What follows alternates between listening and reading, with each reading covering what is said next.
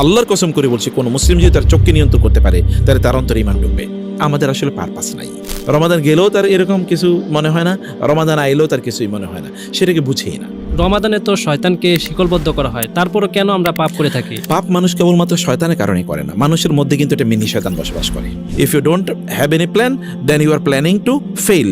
রোজার তো মূল স্পিরিট মানুষকে কি তাকওয়া তার অন্তরে তৈরি করে দেয়, অর্থাৎ হারাম থেকে তাকে দূরে রাখবে। আল্লাহ তাআলা ঈমানদারদের কাছ থেকে তাদের জীবন এবং সম্পদ কিনে নিয়েছেন, বিনিময় কি? জান্নাত। কেউ যদি রমাদানের কারণে রমাদানকে অনেক ব্যবসা করার জন্য পণ্য গুদামজাত করে রাখে, রমাদানে তারপরে দাম বাড়াবে, এরা তো আল্লাহর দৃষ্টিতে ভয়াবহ অপরাধী। আসসালামু আলাইকুম ওয়া রাহমাতুল্লাহি ওয়া বারাকাতুহু। বিসমিল্লাহি ওয়াস সালাতু ওয়াস সালামু আলা রাসূলিল্লাহ, আম্মা বাদ। বিশেষ ইসলামিক পডকাস্ট তারবিয়া টক্সের আজকের আয়োজনে আপনাদের সকলকে স্বাগত জানাই। আজ আমাদের সাথে উপস্থিত আছেন সকলের সুপরিচিত মুখ, দেশ বরেণ্য আলেমী দ্বীন, মিডিয়া ব্যক্তিত্ব এবং তারবিয়া এডুকেশন নেটওয়ার্কের সম্মানিত প্রতিষ্ঠাতা ও চেয়ারম্যান শায়েখ প্রফেসর মুখতার আহমেদ স্যার। আসসালামু আলাইকুম ওয়া রাহমাতুল্লাহি ওয়া বারাকাতুহু। স্যার, আপনি কেমন আছেন? আলহামদুলিল্লাহ। আপনি কেমন আছেন? আলহামদুলিল্লাহ স্যার, আপনাকে অসংখ্য কৃতজ্ঞতা প্রকাশ করছি আজকে আমাদের মাঝে এই প্রোগ্রামে উপস্থিত হওয়ার জন্য এবং আপনার মূল্যবান সময় দেওয়ার জন্য। জাযাকুমুল্লাহ খায়ের। আল্লাহ তাআলা আপনাদের এই চমৎকার আয়োজনটাকে, আমাদের এই চমৎকার আয়োজনটাকে আল্লাহ তাআলা কবুল করেন, আল্লাহুম্মা আমিন। এবং আমরা যে উদ্দেশ্যে বসেছি সেটার জন্য আমরা আল্লাহ সুবহানাহু ওয়া তাআলার পক্ষ থেকে বারাকা এবং রহমত নিয়ে সম্পাদন করতে পারি, আল্লাহ তাআলা সেই তৌফিক দান করুন। শুকরান, বারাকাল্লাহ ফিক। আজকের এই প্রোগ্রামটি আমাদের জন্য, আমাদের সকলের জন্য অত্যন্ত গুরুত্বপূর্ণ হতে যাচ্ছে, কারণ আমরা এই প্রোগ্রামটি সাজিয়েছি আসন্ন রমাদান উপলক্ষে। এই রমাদানকে আমাদের জীবনে কিভাবে আমরা সবচেয়ে বেশি ইফেক্টিভ ওয়েতে প্রোডাক্টিভভাবে কাটাতে পারবো এবং আমাদের আল্লাহর সাথে সম্পর্ক বৃদ্ধি করতে পারবো, সেই উদ্দেশ্যে আজকের এই প্রোগ্রাম। এবং আপনি এই প্রোগ্রামের মাধ্যমে এই রমাদানকে সুন্দরভাবে কাটানোর জন্য প্রয়োজনীয় সকল দিক নির্দেশনা পেয়ে যাবেন ইনশাআল্লাহ। রমাদান আমাদের লাইফ রিসেট বাটন হিসেবে কাজ করে। আমরা যখন বিভিন্ন ডিভাইসগুলো ব্যবহার করি, দীর্ঘদিন ব্যবহারের ফলে আমাদের ডিভাইসগুলো স্লো হয়ে যায়, তখন আমরা কি করি, সেগুলোকে রিসেট দেই, রিস্টার্ট দেই, তখন আবার সচল হয়। তো আপনার কাছে স্যার জানতে চাওয়া, রমাদান কিভাবে আমাদের জীবনে লাইফ রিসেট বাটন হিসেবে কাজ করে? বিসমিল্লাহ ওয়াস সালাতু ওয়াস সালামু আলা রাসূলিল্লাহ ওয়া বাদ। আপনি একেবারে যথাযথ জায়গায় ধরেছেন। আমরা যখন কোনো ডিভাইস ব্যবহার করি, অথবা যদি আমরা আমাদের মোবাইল ফোনগুলোর কথাও বলি, তাহলে এখানে ব্যাকগ্রাউন্ডে অনেক অ্যাপস চলে, দীর্ঘদিন চলার কারণে এটা স্লো হয়ে যায়। সেখানে আমাদেরকে আবার এটা ফ্যাক্টরি রিসেটিং, অথবা যদি আমরা বলি এটাকে রিস্টার্টিংয়ে আমাদেরকে যেতে হয়। যদি আমরা অনেকবার রিস্টার্ট দিই, তখন আমাদের এটা আবার কিছুটা স্পিড খুঁজে পায়। তো আমাদের জীবনটা ঠিক এরকম। গোটা বছর জুড়ে যখন আমরা বিভিন্ন ধরনের কাজে ব্যস্ত থাকি, গুনাহ করে লোকেরা, অপরাধ করে, পাপাচার করে, তাদের যেই দৈনিক কার্যকলাপ যেগুলো তাদের জন্য ফরজ, এগুলো যখন লোকেরা সম্পাদন করে না, এগুলো থেকে তারা দূরে থাকে, তখন তাদের জীবনটা স্লো হয়ে যায়, মানে ইবাদতের জীবনটা স্লো হয়ে যায়। অথবা যদি আমরা বলি এমনি তো মানুষের জীবনটা তো প্রচণ্ড পারপাসফুল, মানুষের জীবনে তো একটা লক্ষ্য আছে, উদ্দেশ্য আছে। এটা তো অন্যান্য গরু ছাগলের মতো জীবন না যে এটার কোনো উদ্দেশ্য নাই বা লক্ষ্য নাই। নিশ্চয়ই একটা লক্ষ্য উদ্দেশ্য আছে। সেই লক্ষ্য উদ্দেশ্য পানে আমরা আসলে ধাবিত হতে পারি না, পেছন থেকে কী যেন আমাদেরকে টেনে ধরে। তো যখন রমাদান আসে, তখন এই জীবনের আবার সেই গতিটা আমরা খুঁজে পাই, লক্ষ্য আমরা খুঁজে পাই, আমাদের আইডেন্টিটি আমরা খুঁজে পাই, অথবা যে উদ্দেশ্যে আল্লাহ তাআলা আমাদেরকে তৈরি করেছেন সেটা আবার নতুন করে আমরা খুঁজে পাই। আল্লাহ তাআলা কোরআনে সে কথাও বলেছেন যে কুতিবা আলাইকুমুস সিয়ামু কামা কুতিবা আলাল লাযিনা মিন ক্বাবলিকুম লাআল্লাকুম তাত্তাকুন। তোমাদের পূর্ববর্তীদের মতো তোমাদের উপর রোজা ফরজ করা হয়েছে যেন তোমরা তাকওয়া অর্জন করতে পারো বা অবলম্বন করতে পারো। তাকওয়া মানে হচ্ছে আমাদের জীবনটাকে আবার রিসেট করে দেওয়া।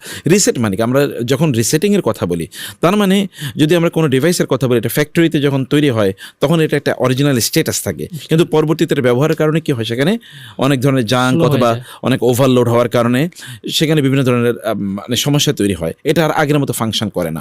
আমাদেরকেও তো আল্লাহ তাআলা এরকম পিওর আকারে তৈরি করেছেন না? যখন আমাদের পিতাকে জান্নাতে তৈরি করেছেন এবং তার পিঠ থেকে মানব জাতির প্রত্যেক সন্তানকে আল্লাহ তাআলা তৈরি করলেন, মানে আদম আলাইহিস সালামের সন্তানকে যখন তার পিঠ থেকে আল্লাহ তাআলা বের করলেন, আল্লাহ তাআলা তখন আমাদেরকে জিজ্ঞেস করেন, আলাস্তু বিরাব্বিকুম, আমি কি তোমাদের রব নই? তখন আমরা সবাই কিন্তু বলেছি হ্যাঁ বালা, হ্যাঁ আপনি আমাদের রব। তো তার মানে হচ্ছে আমরা কিন্তু জান্নাতে তৈরি হয়েছে। এবং প্রত্যেক মানুষ যখন জন্ম নেয় তখন কি তার কোনো গুনাহ থাকে? কুল্লু মাউলুদিন ইউলাদু আলাল ফিতরা, আল্লাহ রাসূল বলেছেন এবং আল্লাহ তাআলা বলেছেন ফিতরাতুল্লাহি আল্লাতী ফাতারান নাস আলাইহা। লা তাবদীলা লিখালকিল্লাহ, আল্লাহ তাআলা বলেছেন আল্লাহ মানুষকে ফিতরাতের উপর তৈরি করেছেন, মানে হচ্ছে আল্লাহ মানুষকে একটা পিউরিটির উপর তৈরি করেছেন। এই কারণে কোনো মানব সন্তান শিশু অবস্থায় মারা গেলে সে জান্নাতে যাবে, এমনকি যদি ইহুদি খ্রিস্টান মুশরিক দের সন্তান হয়, কাফের মুশরিকদের সন্তান হয়, তাহলে কিন্তু তারা জান্নাতে যাবে। কারণ কি? সুবহানাল্লাহ, কারণ সে তো তখনও গুনাহ করার সুযোগ পায়নি, অর্থাৎ সে পবিত্র আকারে জন্ম নিয়েছে, আর এই পবিত্র আকারে সে জান্নাতে চলে যাবে। গুনাহ এখনো তার লেখা হয়নি, গুনাহ করা এখনো তার বয়স হয়নি।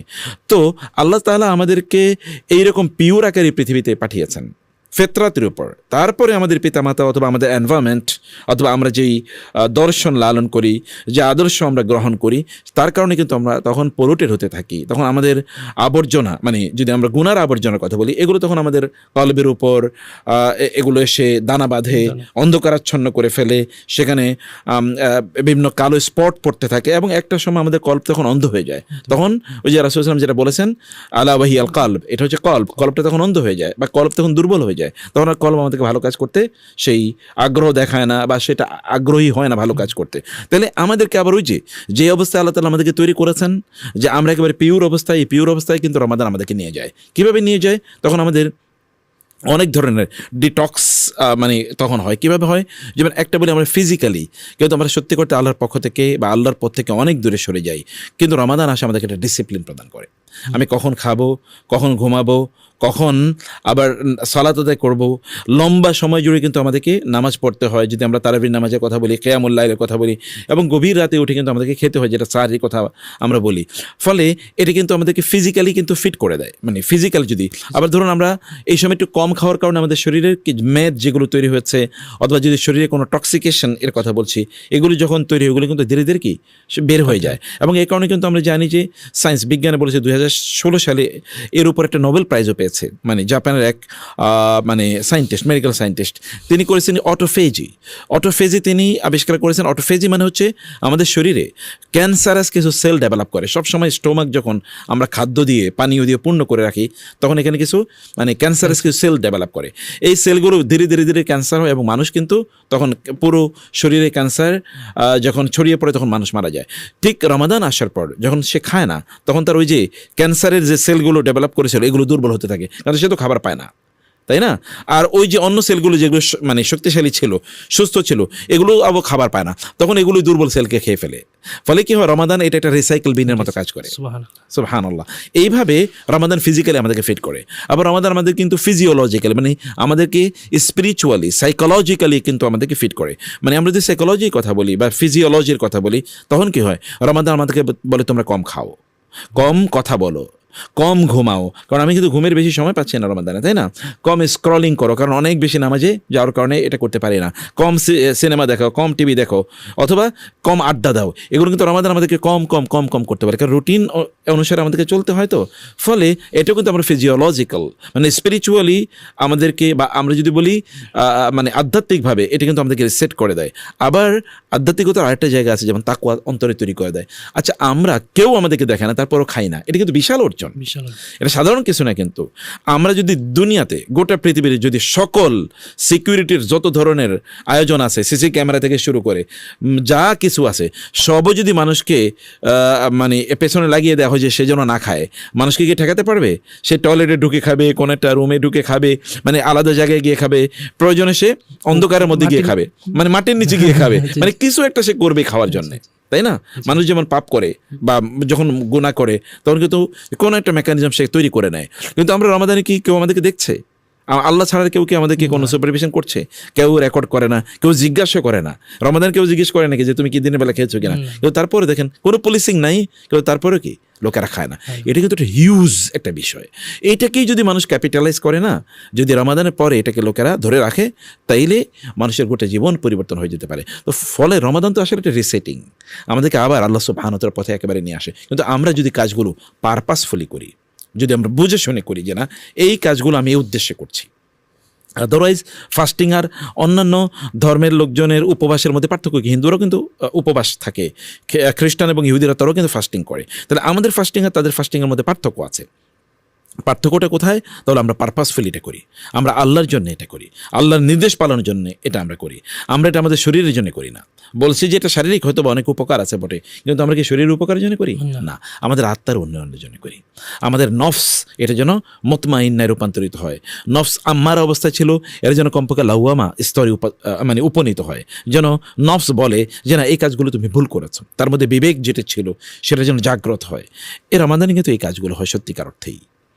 স্যার, আপনি যেটা বললেন যে রমাদান, আসলে আমরা মনে করি যে রমাদান আসলো শুধুমাত্র একটা ইবাদতকে কেন্দ্র করে, সেটা হচ্ছে রোজা। জি আর রোজাকে আমরা শুধু মনে করি একটা নির্দিষ্ট সময় পর পর সময় পর্যন্ত না খেয়ে থাকা, জি জি কিন্তু রমাদানের উদ্দেশ্য তো এটা হতে পারে না। না, না। তাহলে এটার কি শুধুমাত্র না খেয়ে থাকাই উদ্দেশ্য, নাকি আত্মার আত্মশুদ্ধি করা উদ্দেশ্য? এক্স্যাক্টলি, কোরআনে তো আল্লাহ তাআলা সে কথা বলেছেন লাআল্লাকুম তাত্তাকুন, যেন তোমরা তাকওয়া অবলম্বন করতে পারো। অতএব রমাদানে আমি খাদ্য থেকে দূরে থাকবো বটে, পানীয় থেকে দূরে থাকবো বটে, কিন্তু খাদ্য এবং পানীয় রমাদানে গ্রহণ করা কি হারাম? না। এগুলো কি খাদ্য কি হারাম জিনিস? পানীয় কি হারাম জিনিস? না। অথবা স্বামী স্ত্রী তাদের পারস্পরিক যে মানে যেটাকে আমরা বলি যে নির্জন নিবাস, এটা কি হারাম জিনিস? না। কিন্তু দিনের একটা নির্ধারিত সময় আল্লাহ তাআলা কি এটা হারাম করেছেন।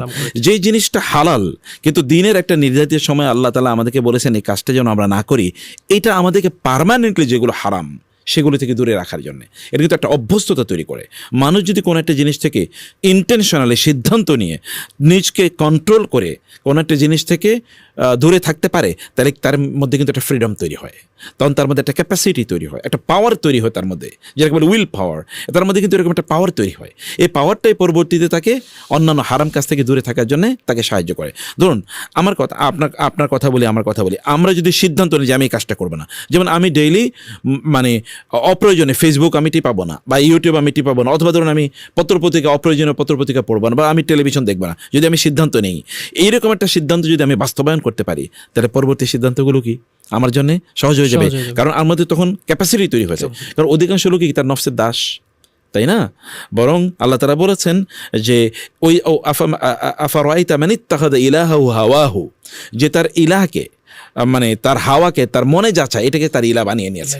মানে এই সকল লোক হচ্ছে আসহাবুল হাওয়া, আসহাবুল ফিলিংস, তার হচ্ছে মনে যাচায় তারা করে। কিন্তু আপনি যখন মনটাকে নিয়ন্ত্রণ করার মতো একটা যোগ্যতা তৈরি করবেন, মন তুমি চেয়েছো আমি কিন্তু এটা করবো না।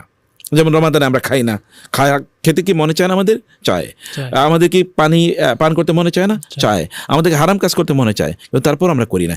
এই যে মানুষের মধ্যে একটা ক্যাপাবিলিটি তৈরি করে দেয়া, একটা ডিটারমিনেশন তৈরি করে দেয়া, একটা ডিসিশন মেকিং, বা তার মধ্যে আজম যেটাকে আমরা বলছি, এই যে তার মধ্যে এইরকম একটা শক্তি তৈরি করে দেয়া, এই কাজটাই যদি লোকেরা বুঝে শুনে করে, তাহলে রমাদানের পরে অথবা রমাদানের অন্যান্য যত হারাম কাজ আছে সেগুলো থেকে সে বিরত থাকতে পারে। রাসূল সাল্লাল্লাহু আলাইহি ওয়াসাল্লাম কিন্তু এই কারণে বলেছেন, রোজা কেবলমাত্র ওই যে বিখ্যাত সে হাদিসটি যে অনেক কাম মিন সাইমিন লাইসা লাহু মিন সিয়ামিহি ইল্লা আল জু' ওয়া কাম মিন কাইমিন লাইসা লাহু মিন কিয়ামি ইল্লা মানে ইল্লা সাহার, মানে এমন অনেক রোজাদার আছে তার রোজা থেকে সে কেবল খাদ্য এবং পানীয় থেকে বিরত থাকার কষ্ট ছাড়া কিছুই পায় না।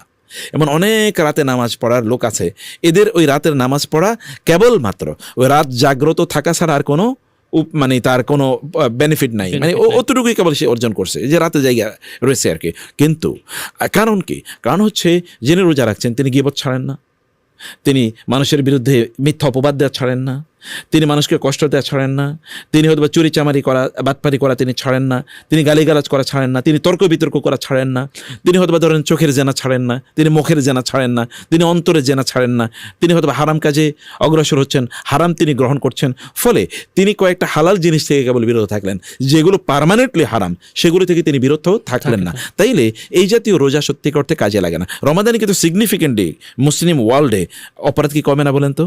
কমে, প্রচুর পরিমাণ কমে। যে সকল লোকের রমাদানের আগে খারাপ কাজ করতো অথবা কোনোদিন মসজিদমুখী হতো না, তা কিন্তু রমাদান মসজিদে যায়। এবং কথা আছে যে আমি রোজা রাখছি কিছু করতে পারবো না, তাই না? রোজা রাখছি আমি কিছু করতে পারি না, এটা কিন্তু হয়তোবা জিনিসটা নেগেটিভ। যেমন ঘুষ খায় বলে আমি কিন্তু ভাই দিনের বেলা ধরতে পারবো না, আমি আজকে রোজা আছি, অথবা টেবিলে দেন আমি হাত দিয়ে ধরতে পারবো না। কমপক্ষে এতটুকু অনুভূতি কিন্তু তার মধ্যে আছে। জিনিসটা হয়তোবা সে যেভাবে করছে এটা খুবই নিন্দনীয়, কিন্তু তার মধ্যে অনুভূতিটা কাজ করছে। যদি একটা রাইট ট্র্যাকে তুলে দেওয়া যায় এই জাতীয় মানসিকতাকে, তাহলে কিন্তু এরা সত্যিকার অর্থে ভালো মানুষ হয়ে যেতে পারে। রমাদান সত্যিকার অর্থে এই কারণে বলছি কেবল খাদ্য পানীয় থেকে বিরত থাকার ইস্যু না, বরং যেগুলো আল্লাহ তাআলা পার্মানেন্টলি হারাম করেছেন সেগুলো থেকে বিরত থাকে। এই কারণে সালফে সাহারিন তারা বলতেন কেউ যদি রোজা রাখা অবস্থায় যদি গীবত করে তার রোজা হবে না। কেউ যদি রোজা রাখা অবস্থায় মানে অন্য কোনো হারাম কাজ করে তাহলে তার রোজা হবে না, কারণ রোজার তো মূল স্পিরিট মানুষকে কি তাকওয়া তার অন্তরে তৈরি করে দেয়, অর্থাৎ হারাম থেকে তাকে দূরে রাখবে। আমরা সেই কারণে বলবো যে রোজা সত্যিকার অর্থে, আমি কত মানুষকে দেখেছি রমাদানের কারণে লোকগুলো আল্লাহওয়ালা হয়ে গেছে, বহু মানুষকে দেখেছি কেবল রমাদানের রোজা তাকে আল্লাহওয়ালা বানিয়ে ফেলেছে। অথবা এটা তো এর মধ্যে সেই উপাদান আছে তো রমাদানের মধ্যে। আল্লাহ সুবহানাহু ওয়া তাআলা রমাদান আসলে কি হয়, শয়তানকে শিকলে বন্ধ করে রাখেন না, দুষ্ট জিনগুলোকে বন্দী করে রাখেন, আসমানের দরজাগুলো খুলে দেন, অর্থাৎ জান্নাতের দরজাগুলো খুলে দেন, জাহান্নামের দরজাগুলো বন্ধ করে দেন। মানে একটা আবহাওয়া আল্লাহ তৈরি করে দেন, একটা অসাধারণ আবহাওয়া, যে এই আবহের মধ্যে আমরা যেন দিনই কাজ করতে পারি। স্যার, আপনি যেটা বললেন যে রমাদান আসলে শয়তানকে শিকলবদ্ধ করা হয়, কিন্তু আমাদের একটা কনসার্ন আছে এরকম যে আমরা সাধারণত শয়তান বলে বিদায় পাপ করে থাকি, কিন্তু রমাদানে তো শয়তানকে শিকলবদ্ধ করা হয়, তারপরও কেন আমরা পাপ করে থাকি? খুবই সুন্দর একটা কথা। মূলত পাপ মানুষ কেবলমাত্র শয়তানের কারণে করে না, মানুষের মধ্যে কিন্তু একটা মিনি শয়তান বসবাস করে। মানুষ যখন কোনো কাজ হ্যাবিটে রূপান্তরিত করে, মানে তার অভ্যাসে রূপান্তরিত করে, ওটা কিন্তু তখন মিনি শয়তানে পরিণত হয়ে যায়। অতএব লোকেরা কেবলমাত্র শয়তান তাকে ধোঁকা দিয়েছে বলে কাজ করে না, বরং শয়তান ধোঁকা দেওয়ার মাধ্যমে সে এই কাজটি করতে করতে এটা তার হ্যাবিটে পরিণত হয়ে গেছে, এটা তার চরিত্রের অংশ হয়ে গেছে। এই কারণে লোকেরা এই কাজগুলো করে। ধরুন 11 মাস জুড়ে কোনো একটা মানুষ যে অন্যায় করেছে, সে অন্যায়টা 11 মাস পর হঠাৎ করে তিনি কিভাবে বন্ধ করবেন? যদি আমরা ধরুন একটা ফ্যানের কথা বলি, তো ফ্যানটা যখন আমরা বন্ধ করি সাথে সাথে গিয়ে বন্ধ হয়ে যায়, সুইচটা বন্ধ করলে কোনো দিন তার সময় লাগে। ঠিক তেমনিভাবে আমরা যখন গাড়িকে স্টার্ট যখন বন্ধ করি, তার সাথে সাথে কি তার চাকা ঘোরা বন্ধ হয়ে যায়? তারপর কিন্তু সে আরও অনেক দূরে যায়, তাই না? তাকে হার্ড ব্রেক করা লাগে। হার্ড ব্রেক করলেও কি সামনে যায় না গাড়ি? যায় তো। একবার হার্ড ব্রেক করেছেন, তারপরে কিন্তু সে একটু আরেকটু আগে যায় না, মানে ইয়ে করতে করতে, ড্র্যাগিং করতে করতে সামনে চলে যায়। তো ফলে আমরা যখন 11 মাস একটা গতি নিয়ে যখন চলেছি, মানে একটা হ্যাবিট তৈরি করেছে, রমাদানে এসে হঠাৎ করে আমরা এই হ্যাবিটটা তৈরি করতে পারি না, মানে আমরা হ্যাবিটটাকে পরিবর্তন করতে পারি না। এই কারণে দেখুন রাসূলুল্লাহ সাল্লাল্লাহু আলাইহি ওয়াসাল্লাম কিন্তু রমাদানের আগে প্রস্তুতি নিতে বলেছেন। কোনটা? শাবান মাস। গোটা শাবান মাস জুড়ে তিনি রোজা রাখতেন, ইল্লা কালিলা। হাদিস শেষে রাসূলুল্লাহ সাল্লাল্লাহু আলাইহি ওয়াসাল্লাম শাবান মাসে অল্প কয়েকদিন বাদ দিয়ে বাকি সবগুলো দিন তিনি রোজা রাখতেন। এবং উসামা বিন যায়েদ রাদিয়াল্লাহু তাআলা আনহু, আয়েশা রাদিয়াল্লাহু তাআলা আনহা সহ অনেক সাহাবী থেকে এরকম বর্ণনা আছে, রাসূলুল্লাহ সাল্লাল্লাহু আলাইহি ওয়াসাল্লাম অল্প 2-1টা দিন বাদ দিয়ে আর পুরো শাবান মাসে তিনি রোজা রাখতেন। কারণ কি? রমাদানে যেন হঠাৎ করে প্রবেশ না করি। একজন মানুষ হঠাৎ করে যদি কোথাও ঢুকে তাহলে তিনি বুঝতে পারবেন না, আর বোঝার আগে 8-10 দিন চলে গেছে। এরপরে আবার কি কয়েকদিন পরে, এরপরে ঈদের শপিং, ঈদ, এরপরে মধ্যখানে কয়েকটা দিন তিনি ভালো থাকতে পারেন। তো ওই যে হ্যাবিটের তাড়নায় মানুষ আসলে কি অন্যায় করে। শয়তান তো শিকলবন্দি, তা তো আমরা দেখতেই পাই যে লোক কোনোদিন ইবাদত করে সে কিন্তু মসজিদে দৌড়ায়, তাই না? যারা অন্যায় করতে, যারা অন্যায়ের মাত্রা কমিয়ে দিয়েছে, এটা তো স্পষ্ট, গোটা পৃথিবী জুড়ে এরকম ঘটনা ঘটে। ফলে শয়তান না থাকলেও মানুষের তার হ্যাবিটের কারণে কাজ করে। 2 নম্বর বিষয় হচ্ছে যে লোকেরা তাদের এনভায়রনমেন্টের কারণে এই কাজটা করে। আমার পরিবেশটা, আমি সারাদিন বাসায় সিনেমা বাজাই, গান বাদ্য বাজাই, আমার বাসায় ডোল তবলা আমি বাজিয়ে রাখলাম, অথবা যেই পরিবেশে আমি যাই সেখানে ছেলে এবং মেয়ে, সেখানে তাদের মানে অবাধ মেলামেশা আছে, মানে এরকম যদি কোনো একটা পরিবেশে যাই, তাহলে ওই পরিবেশ কি শয়তান না? পরিবেশে তো শয়তান একটা পার্ট, পরিবেশ তো দাজ্জালের একটা পার্ট। অতএব আমরা এরকম একটা পরিবেশে থেকে তারপরে যে আমি বলি যে না আমি কোন একটা যেখানে ধরেন পতিতারা আছে সেখানে গিয়ে আমি বলি না আমি এখন আল্লাহর ওলি হয়ে যাব, তা তো সম্ভব না। কারণ আল্লাহ তাআলা আমাদেরকে বলেছেন আমরা যেন আমাদের পরিবেশ ঠিক করি, তাই না? আমাদের ঘরের পরিবেশ ঠিক করি, আমাদের বাইরের পরিবেশ ঠিক করি, এটাই তো আমর বিল মারুফ নাহি আনিল মুনকার। তো তাইলে এখানে হচ্ছে 2 নম্বর প্রবলেম এটা। 3 নম্বর প্রবলেম হচ্ছে আমাদের নফসটা তো আছে, ইন্নান নাফসা লাআম্মারাতুম বিসসু। নফসটা কিন্তু মানুষকে খারাপ কাজে নির্দেশ প্রদান করে। অতএব এই নফসটা কিন্তু আমরা নিয়ন্ত্রণ করতে পারি। নফসটাকে আমরা আম্মারা থেকে লাউমা থেকে মুতমাইন্না স্তরে আমরা নিতে পারি না। তাইলে এইরকম কিছু প্রবলেম কিন্তু আছে। তাইলে আমাদেরকে করতে হবে কি, মানে আমাদেরকে করতে হবে মূলত রমাদানের আগে আমাদের রমাদান শুরু করতে হবে। সেটা হচ্ছে ওই যে বললাম যেটা শাবান। আমাদের সালাফরা কি করতেন, রমাদানের জন্য 6 মাস আগ থেকে প্রস্তুতি নিতেন যেন রমাদান হুট করে প্রবেশ না করতে পারেন। রমাদানকে তো আপনি মানে ক্যাপিটালাইজ করতে হবে। রমাদানে যত ভার্চু আছে, রমাদানের যত ধরনের মানে সুযোগ আছে, এগুলো সব আমাদেরকে গ্রহণ করতে হবে না? তো গ্রহণ করার জন্য আমাদেরকে প্রস্তুতি নেওয়া লাগে। পরীক্ষার হলে গিয়ে কি আমি বলতে পারি যে আমি আজকে পরীক্ষা দেবো, তার 6 মাস আগে, 1 মাস আগে, 2 মাস আগ থেকে আমাকে প্রস্তুতি নেওয়া লাগে, দীর্ঘদিন পর্যন্ত পড়া লাগে। অনার্সের জন্য 4 বছর পড়া লাগে, মাস্টার্সের জন্য 1 বছর পড়া লাগে, আমাকে এসএসসি এইচএসসির জন্য 2 বছর পড়া লাগে। এই যে পড়ার যে বিষয়টি আমরা বলছি, এটা মানে হচ্ছে আমার ফাইনাল ইয়ের জন্য আমি প্রস্তুতি নিচ্ছি। রমাদানও কিন্তু এরকম একটা পরীক্ষার মাস, যে আমি আল্লাহ তাআলা আমাদের জন্য এরকম এনভায়রনমেন্ট তৈরি করার পর শয়তানকে বন্দি করে রাখলেন, জান্নাতের দরজা খুলে দিলেন, এরপরে যদি আমি জান্নাতে না যেতে পারি, দরজা খোলা, তাহলে এই দোষ কার? জাহান্নামের দরজা বন্ধ, আমি যদি দরজা ভেঙে জাহান্নামে প্রবেশ করি, এ দোষ কার? তখন সব দোষ কি শয়তানকে আমি দেখব? শয়তান তো আমি আমার নিজের, ওই যে বলেছি, ভেতরে মিনি শয়তান আমরা তৈরি করেছি।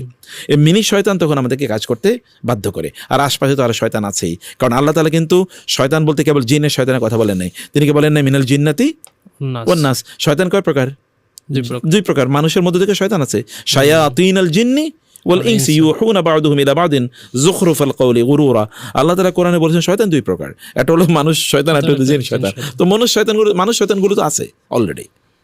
তো আমরা এই কারণে আমাদের নিজেদেরকে পরিবর্তনের জন্য আগ থেকে যেটা বলেছি আমরা, যে শাবান মাস, আল্লাহর রহমতে শাবান মাস চলছে, শাবান মাসের জন্য আমাদের রোজা ব্যাপক পরিমাণে যেন আমরা রাখি, তাইলে আমরা রমাদানটাকে সুন্দর করে চালাতে পারবো ইনশাআল্লাহ।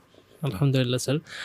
যে বিষয়টা স্যার এখন হচ্ছে, রমাদান আসলো, আমরা রমাদানের প্রথম দিকে, রমাদান শুরুর দিকে অনেক বেশি ইবাদতে মগ্ন হয়ে থাকি, মসজিদগুলা ভরে যায়, কিন্তু যখনই রমাদান চলতে থাকে 10, 15, 20, 25 পর্যন্ত চলে যায়, তখন আস্তে আস্তে আস্তে আস্তে এই সংখ্যাটা কমে যায়।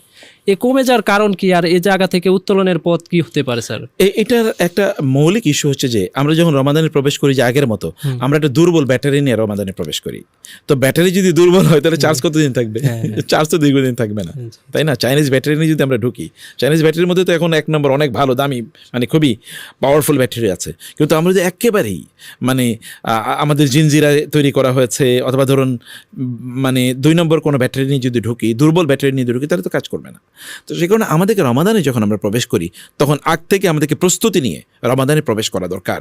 2 নম্বর বিষয় হচ্ছে যে রমাদানে আমরা আসলে করতে চাই কি, আমাদের একটা প্ল্যান আমাদের লাগবে। এই রমাদানে আমার অর্জন আসলে কি, আমি কি অর্জন করতে চাই, এটা আমাকে বুঝতে হবে। আমরা যদি অর্জনের কোনো প্ল্যান, আমাদের টার্গেট না থাকে, তাহলে কিন্তু আমরা কোনো কাজ করতে পারবো না। এটা 2 নম্বর জিনিস। এবং এই কারণে ইংরেজিতে বলা হয়, if you don't have any plan then you are planning to fail. যদি আপনি প্ল্যান না করেন, তাহলে আপনি নিজেকে আসলে ব্যর্থ হওয়ার জন্য নিজেই প্ল্যান করছেন। আপনাকে সফল হওয়ার জন্য প্ল্যান করতে হবে। এটা 2 নম্বর বিষয়। 3 নম্বর বিষয় হচ্ছে যে আমাদের আসলে পারপাস নাই। কেন যে রোজা রাখছে, most of the people don't know. মানে why Ramadan comes and goes, কেন রমাদান আসে এবং যায়, লোকেরা জানেও না। রমাদান গেলেও তার এরকম কিছু মনে হয় না, রমাদান আইলেও তার কিছুই মনে হয় না, সেটাকে বুঝেই না। এই কারণে রমাদান যে একটা বিশাল অপরচুনিটি আল্লাহর পক্ষ থেকে, একটা বিশাল দান, অনুদান, একটা হাদিয়া আল্লাহর পক্ষ থেকে, একটা গিফট, এই অনুভূতি তো লাগবে। কারণ এখানে একটা রাত আছে যেটা কি 1000 মাসের চেয়ে উত্তম। এখানে প্রত্যেকটা মুহূর্তেই আল্লাহ সুবহানাহু ওয়া তাআলা আমাদের কি গুনাহগুলো মাফ করে দিতে পারেন। আমরা একেবারে রমাদানে আমরা কিন্তু পবিত্র হয়ে আসতে পারি। প্রতি রাতে আল্লাহ সুবহানাহু ওয়া তাআলা প্রথম আকাশে রমাদানের আল্লাহ তাআলা নেমে আসেন এবং আমাদেরকে তিনি ডেকে বলতে থাকেন, তোমার গুনাহ থাকলে বলো, আমি গুনাহ দূর করে দেই। তার মানে রমাদানে আমরা যখন প্রবেশ করি, আমাদের পারপাস লাগবে। কেন? আমরা এই জন্য দর্শকদেরকে বলবো, যে আমাদের শ্রোতাদেরকে, যে আপনারা রমাদান কেন মানে পাচ্ছেন, এই রমাদান আপনার করণীয় কি, গত রমাদান থেকে এই রমাদান আপনার পার্থক্যটা কি, আপনি কি করছেন এই রমাদানে গত রমাদানের চেয়ে? গত রমাদান যখন শেষ হলো, তখন আপনি কোথায় কোথায় আফসোস করেছেন, আহা রমাদান শেষ হয়ে গেল, আমি কিছুই করতে পারলাম না, বা আমি এটা করার প্ল্যান করেছিলাম, এটা করতে পারলাম না। এটা যেন না করি। 4 নম্বর যেটা বলছি, তাহলে যে প্ল্যান বিগ কিন্তু কোনো কাজই হয় না। এটা কিন্তু শয়তানের একটা চাল। শয়তান আপনার দিয়ে বিশাল বিশাল প্ল্যান করাইবো, কিন্তু একটাও কাজ করাইবো না। শয়তান ওই প্ল্যানের মধ্যে সীমাবদ্ধ রাখে। এই কারণে দেখবেন আমাদের জীবনে এরকম ঘটে, অনেক প্ল্যান করছি কিন্তু কোনোটাই করতে পারি না। কারণ প্ল্যান যদি বিগ হয়, তাহলে কাজ কি ছোট হয়ে যায়। মূলত কাজ করা কি বেশি গুরুত্বপূর্ণ। প্ল্যান এর পেছনে সময় দেওয়ার পরে এরপরে কাজের পেছনে আর সময় দেওয়ার মতো কি এনার্জি থাকে না, তখন একেবারে আমি ক্লান্ত। এবার লোকেরা দেখবেন অনেক প্ল্যান, আমি এবার রমাদানে 100 খতম কোরআন পড়বো। ভাই তুমি তো 100 খতম দিতে পারবা না। তাহলে এরকম প্ল্যান নিয়ে এরপরে যখন 2-3 দিন চলে যায় পারে না, তখন সে ছেড়ে দেয়, না আর পারলাম না, ঠিক আছে আগামী বছর। আবার হঠাৎ শুরু করার কারণে আবার বেশি করতে পারে না, তখন করতে পারে না। এই কারণে করতে হবে কি, স্মল হ্যাবিটস রিয়েলি ক্রিয়েট দি, মানে যদি আমরা বলি সাকসেস।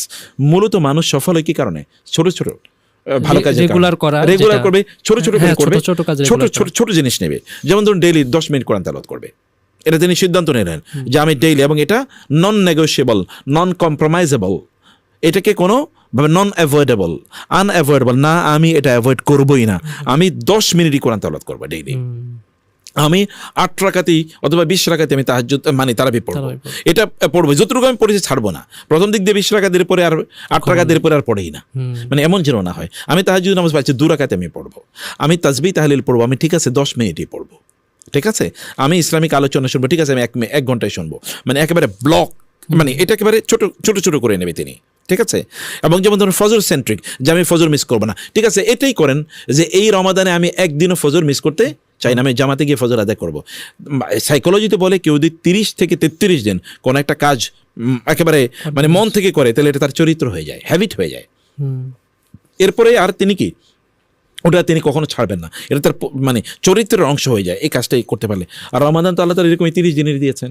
সে কারণে আমরা বলবো যে স্মল টার্গেট নেন, ছোট ছোট টার্গেট নেন, কিন্তু এটা যে আপনি যেটা বলেন কন্টিনিউয়াসলি করেন, মানে করতে হবে কি continuity, consistency is the name of the game বলা হয়, যে কনসিস্টেন্সি, যারা যে কাজটা আপনি একটা কাজ ছোট করে করেছেন, যেমন একটা এক্সাম্পল বলি, প্রতিদিন তিনি যদি 10 আয়াত করে কোরআন পড়েন, অথবা প্রতিদিন তিনি যদি 10 মিনিট করে পড়েন, তাহলে মাস শেষে কত মিনিট? 300 মিনিট। বছর শেষে কত মিনিট? আপনি দেখেন বছর শেষে এবার কত হাজার ঘন্টা হয়ে যায়। দেখা যাবে যে তিনি যদি 1 বছর 10 মিনিট করে কোরআন পড়েন, তাহলে দেখবে এটা প্রায় কয়েক দিনের সমান হয়ে যাবে, অথচ কয়েকদিন তার পক্ষে কিন্তু করা সম্ভব ছিল না। তো সেই কারণে স্মল কিন্তু কন্টিনিউয়াসলি কনসিস্টেন্টলি এটাকে করতে হবে। যদি এটা তিনি ঠিকমতো রাখতে পারেন যে এটা তিনি ছাড়বেন না, তাহলে এটা তার কি তার চরিত্রের অংশ হয়ে যাবে ইনশাআল্লাহ। এবং ষষ্ঠতে যে জিনিসটি বলতে চাই, তাহলে যে তিনি যেমনভাবে পজিটিভ কিছু কাজ করবেন বলছেন, তেমনিভাবে নেগেটিভ 2টা ছোটো ছোটো জিনিস তিনি ছেড়ে দেবেন, যে আচ্ছা ঠিক আছে আমি এটা ছেড়ে দেবো, যেমন আমি হারাম কোনো কন্টেন্ট দেখবো না, বা আমার চোখটাকে আমি নিয়ন্ত্রণ করবো। যদি এতটুকু তিনি করেন, আমাদের বিশ্বাস যে ইনশাআল্লাহ এই রমাদানটা তার জন্য অন্য রমাদানের চেয়ে কি ডিফারেন্ট হয়ে যাবে, অন্য রমাদানের চেয়ে তার জন্য এটা ডিফারেন্ট হয়ে যাবে ইনশাআল্লাহ। আমরা রমাদান আসে এবং রমাদান আসলে চলে যায়, আমরা করতে পারি না। ওই যে আপনি একটা ইঙ্গিত দিয়েছিলেন, তাহলে যে আমরা আসলে অনেক বেশি করে প্রথমে শুরু করি, তারপরে কি হয়ে যায়, এরপরে ব্যাটারি শেষ হয়ে যায়, এরপরে এনার্জি শেষ, এরপর আমি ক্লান্ত। মানে প্রথম রাতে একেবারে কি 20 রাকাত পড়লো, তারাবি পড়লো 12 রাকাত, মানে তারাবি 20 রাকাত, তাহাজ্জুদ 12 রাকাত, এরপরে কি সারা রাত ঘুমাইলো না, এরপরে দিন ফজরই মিস, এরপর থেকে আর কোনো কাজ নেই। এটা সাধারণত সবে কদরের সময় বেশি দেখা যায় ফজর মিস করে ফেলে। তো আমরা এই কারণে বলবো যে প্রিয় ভাইরা, একেবারে শুরু থেকে কন্ট্রোল করেন, যে না আমি 10 মিনিটই করব, 20 মিনিটই করব, আমি কোরআনের একটা আয়াতেরই অনুবাদ পড়বো, তাফসির পড়বো, ঠিক আছে? ছোট ছোট করে করেন, কন্টিনিউয়াসলি করেন, বড় করে শুরু করতে যাবেন না। বড় করে শুরু করে কেউ কোনোদিনই কোনো কাজ করতে পারে না, সব কাজই ছোট। যেমন ধরুন অনেক বড় গাছ কি থেকে হয়? একবার ছোট্ট একটা বীজ থেকে হয় না? আচ্ছা, আল্লাহ তাআলা আমাদেরকে কি থেকে তৈরি করেছেন? নাপাক পানি থেকে, এক ফোঁটা পানি থেকে তৈরি করছেন না? কিন্তু আমরা কত বিশাল মানুষ এখন রূপান্তরিত হয়েছে। আল্লাহ সুবহানাহু ওয়া তাআলা আমাদেরকে দেখিয়ে দিয়েছেন যে একেবারে ছোট্ট থেকে তৈরি করতে হয়, ছোট থেকে তৈরি হলেই তারপর এটা বড় হয়। আমরা যখন জন্ম নিয়েছি তখন ছোটভাবে জন্ম নিয়েছি, এত বড় হয়ে কি আমরা জন্ম নিয়েছি? না। মানুষ কি একসাথে তার পিএইচডি করতে পারে, একসাথে কোরআন হাফেজ হতে পারে? তাকে আগে আলিফ বাতাসা পড়তে হয়। অতএব ছোট থেকে শুরু করেন, এটা গ্র্যাজুয়ালি বাড়ান, হ্যাবিটে পরিণত হবে। আজকে 10 মিনিট, প্রথম দিন 10 মিনিট করে, পরের দিন 11 মিনিট, তারপরের দিন 12 মিনিট, তারপরের দিন 13 মিনিট, তারপরের দিন ডেইলি যদি 10 মিনিট করে বাড়ান, তাহলে লাস্ট দিন কত মিনিট হবে? 40 মিনিট হয়ে যাবে। সুবহানাল্লাহ, তাই না? এটাই ওই যে আমরা বলি না, বিন্দু বিন্দু পানি থেকে কি হয়? সিন্ধু হয়। ছোট ছোট বালিকণা থেকে কি হয়? বিশাল বড় মরুভূমি তৈরি হয়। আমাদেরকে ছোট ছোট থেকেই শুরু করতে হবে ইনশাআল্লাহ। স্যার, আমরা ইবাদত করি ঠিক আছে রমাদানে, কিন্তু আমাদের একটা সমস্যা হয়, আমরা ফোকাস ধরে রাখতে পারি না। এই ফোকাস ধরে না রাখার জন্য সবচেয়ে বড় একটি ডিস্ট্রাকশন হচ্ছে, বিশেষ করে আমাদের জেনজি থেকে শুরু করে সকলেরই, এটা সোশ্যাল মিডিয়া, আমাদের ডিভাইসগুলো। তো রমাদান উপলক্ষে এই যে ডিস্ট্রাকশনের জন্য যে প্রধান মাধ্যম সোশ্যাল মিডিয়া, ডিভাইস, এগুলাকে কিভাবে সীমিত পরিসরে ব্যবহার করতে পারি? এটা খুবই গুরুত্বপূর্ণ একটা বিষয়। বরং আমি বলবো যে আজকে আমরা যে যুগে বসবাস করি, এটা একটা অ্যাটেনশন ইকোনমির যুগে বসবাস করি। অ্যাটেনশন ইকোনমি মানে কি? মানে হচ্ছে আমরা যে সোশ্যাল মিডিয়াতে সময় দিই না, আমরা হয়তো মনে করি আমি আমার আনন্দের জন্য করছি, আসলে আমি আরেকজনের ব্যবসা করে দিচ্ছি, তাই না? আচ্ছা, ফেসবুক এটা কি পৃথিবীর সবচেয়ে 2 নম্বর বা 3 নম্বর ধনী যে মাঝে মাঝে হয়, কিসের উপর ভিত্তি করে? ও আসলে করে কি, কিসের ব্যবসা করে? Attention economy. ও আসলে আমার অ্যাটেনশন কি বিক্রি করে আরেকজনের কাছে, আমার অ্যাটেনশন ও বিক্রি করতেছে।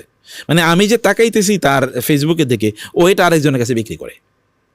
এই যে ফেসবুকে এত কোটি কোটি টাকার বুস্টিং হয়, কোটি কোটি ডলারের, এই বুস্টিং কেন করে? কারণ আমি তাকাচ্ছি। আমি যখন ইউটিউবে কোনো কিছু দেখি, তখন কি আমি গুগলের এই পৃথিবীর সবচেয়ে ধনী বানিয়ে দিচ্ছি না?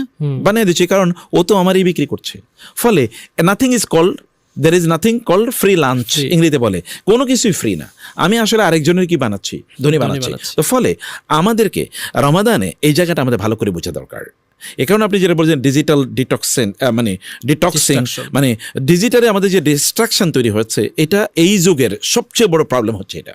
বরং আধুনিক জেনজির তো হিউজ পাওয়ার, কিন্তু জেনজির একটা বড় প্রবলেম আছে। এই প্রবলেম হলো কি, জেনজি প্রচুর পরিমাণে ডিজিটালি তারা মানে অ্যাডিক্টেড। এই ডিজিটাল অ্যাডিকশন থেকে তাদেরকে বাঁচতে হলে রমাদান একটা মোক্ষম সময় তাদের জন্য। এবং রমাদান এটা কীভাবে করবে, আমরা বলবো ডিসকানেক্ট টু রিকানেক্ট। মানে এই ডিজিটাল থেকে ডিসকানেক্ট হয়ে কি রিকানেক্ট হবে কার সাথে? আল্লাহ সুবহানাহু ওয়া তাআলার সাথে। আল্লাহর সাথে রিকানেকশন করার একটা বড় সুযোগ এখানে আছে। তাহলে এখানে আমরা কিভাবে করব কাজটা? এক নম্বর বলবো যে আমরা আমাদের সবাইকে বলবো, শুধু আমরা ইয়াং জেনারেশনের কথা বলছি না, আমরা এখন তো বৃদ্ধ মানে সকলের পরিস্থিতি একই। আমরা বলবো যে আপনারা ডিজিটাল এতেকাফ করেন, মানে কেবল মসজিদে এতেকাফ না, ডিজিটাল এতেকাফ আছে। মানে কি, এই যে ডিজিটাল ডিভাইসগুলো অথবা ইন্টারনেট বা এইগুলো ব্যবহার এর মাত্রা সীমিত করেন। এখন বলবেন কীভাবে সীমিত করব? সীমিত করার অনেক সুন্দর উপায় আছে। যেমন ধরুন, কেউ যদি বলে যে আমি ইফতারের 1 ঘন্টা আগ থেকে কি আর ইন্টারনেট ব্যবহার করবো না, ইফতারি থেকে এরপরে রাতের 11টা পর্যন্ত করবো না, কারণ ফজর মানে মাগরিবের নামাজ আছে, এশা আছে, তারাবি আছে, এরপরে বাসায় আসবো। এরপরে ঘুমের কমপক্ষে আধা ঘন্টা আগ থেকে কি ডিভাইস ব্যবহার করা বন্ধ।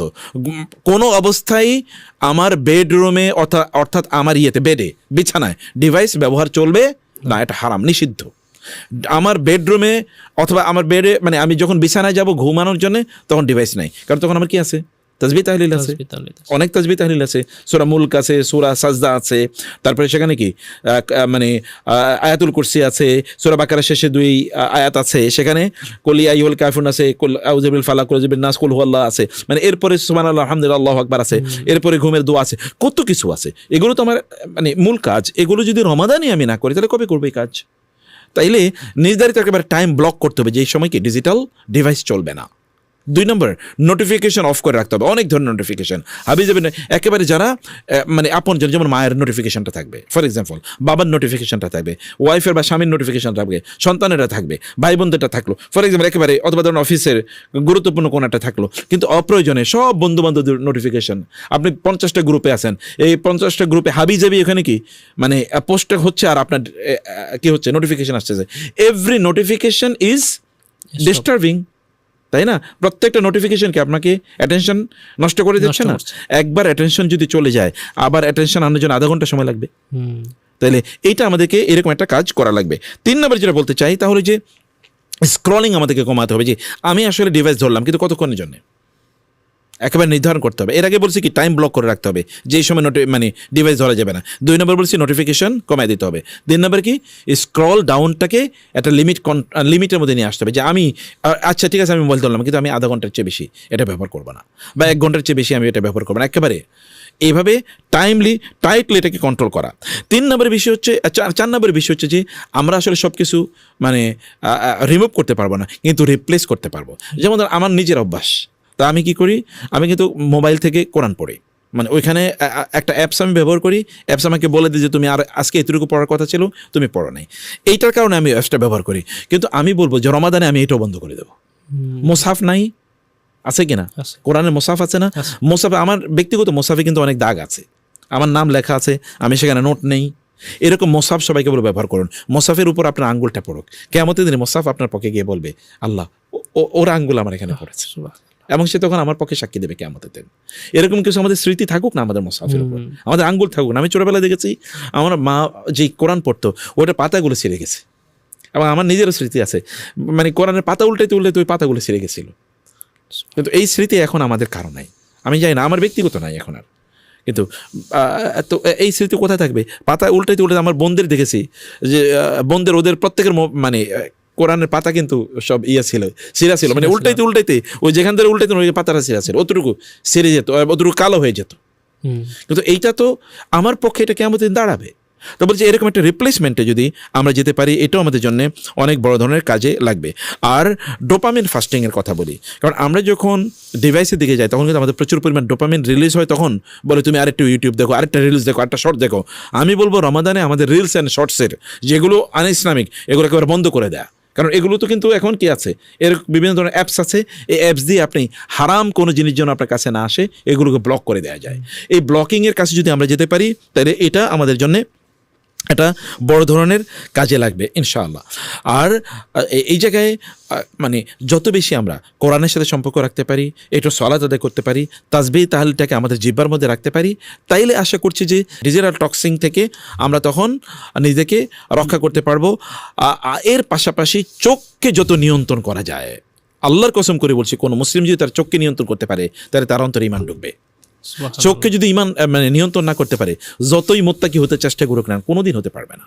কুল লিল মুমিনিনা ইয়াগুদ্দু মিন আবসারিহিম ওয়া ইয়াহফাযু ফুরুজাহুম যালিকা আযকা লাহুম ওয়া কুল লিল মুমিনাতি ইয়াগুদ্দুনা মিন আবসারিহিন ওয়া ইয়াহফাযনা ফুরুজাহুন্না।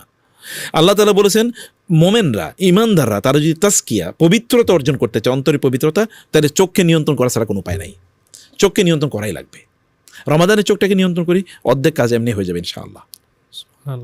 স্যার, রমাদান হচ্ছে বরকতময় একটি মাস।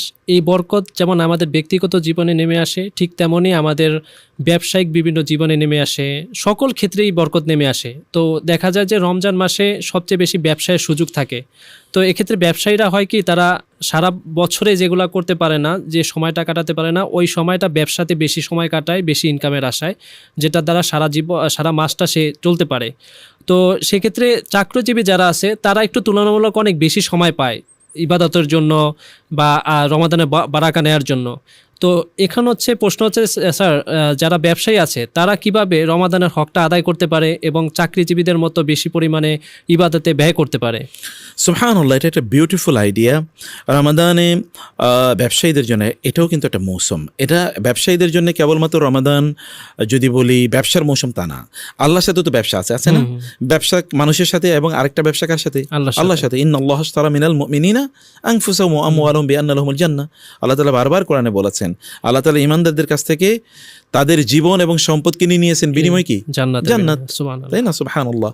তো আমরা কিন্তু ব্যবসায়ীরা জান্নাত কিনে নেওয়ার মতো সুযোগ তাদের অনেক অনেক বেশি, কেবল যদি তাদের নিয়তটাকে তারা ঠিক রাখে। এই কারণে রমাদানে ব্যবসায়ীদের জন্য আমরা 3-4টা কথা বলি। 1 নম্বর কথা হচ্ছে রমাদানের ব্যবসার জন্য তাদের নিয়তটাকে ঠিক রাখুন। ইন্টিগ্রিটি, তাদের ইন্টিগ্রিটি কি জন্যে তারা ব্যবসা করছেন। যদি তিনি চিন্তা করেন রমাদানে আমার ব্যবসা যদি বেশি হয়, তাহলে আমার আত্মীয় স্বজনের মধ্যে যারা অসহায় আছে তাদেরকে আমি চ্যারিটি মানে তাদেরকে কিছু দান করতে পারবো, আমার এলাকায় যারা গরিব আছে তাদেরকে দিতে পারবো, যারা মানে সমাজে যারা একটু অসহায় আছে তাদেরকে আমি একটু বেশি দিতে পারবো, তাইলে তার এই ব্যবসাটা কি জান্নাতে যাওয়ার জন্য যথেষ্ট না? রাসূল ইসলাম কি বলেন নাই, যারা সৎ ব্যবসায়ী তারা জান্নাতে নবী রাসূলদের সাথে থাকবে? কারণ কি, নবী রাসূলরা যেমনিভাবে মানুষের উপকার করে একেবারে কনফারেন্সে বইতে, ব্যবসায়ীরও কিন্তু এরকম উপকার করে। আচ্ছা, ব্যবসা যদি না করে তাহলে আমরা রমজান রোজা রাখবো কিভাবে? আমি খাবার বাজার থেকে কিনতে হবে না, ব্যবসায়ীদের মাধ্যমে তো কিনতে হবে। এগুলো উৎপাদন হয়ে এক জায়গায়, কিন্তু ব্যবসায়ীদের মাধ্যমে আমাদের কাছে পৌঁছে।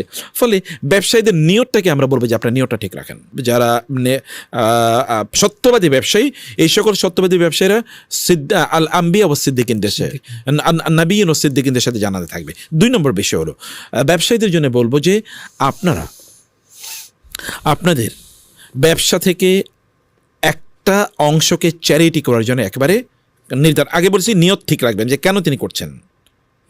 যদি তিনি এটা করেন যে তিনি এখান থেকে দান সাদাকা করবেন, আবার তার উদ্দেশ্য আমি এখান থেকে হালাল ইনকাম করব, হালাল ইনকাম করাটাও কি তার জন্য তো ফরজ, তাই না? অতএব তিনি তো ভালো কাজ করছেন, তাইলে ফরজ আদায় করা কি ইবাদত না? নামাজ যেরকম ইবাদত ফরজ, ওইটা তো কি ফরজ? হ্যাঁ, ফরজ। অতএব দুইটা তো সমান্তরালের ফরজ, এরকম না যে মানে ওইটার একেবারে মূল্য একেবারেই নাই। তো তাইলে তিনি তো 1 নম্বর তার উদ্দেশ্য, তার নিয়ত, এটা তিনি ঠিক করবেন। 2 নম্বর হচ্ছে তিনি এখান থেকে একটা পার্টিকুলার অংশ তিনি চ্যারিটি করবেন, নির্ধারিত যে আমি এখান থেকে এটা করবই।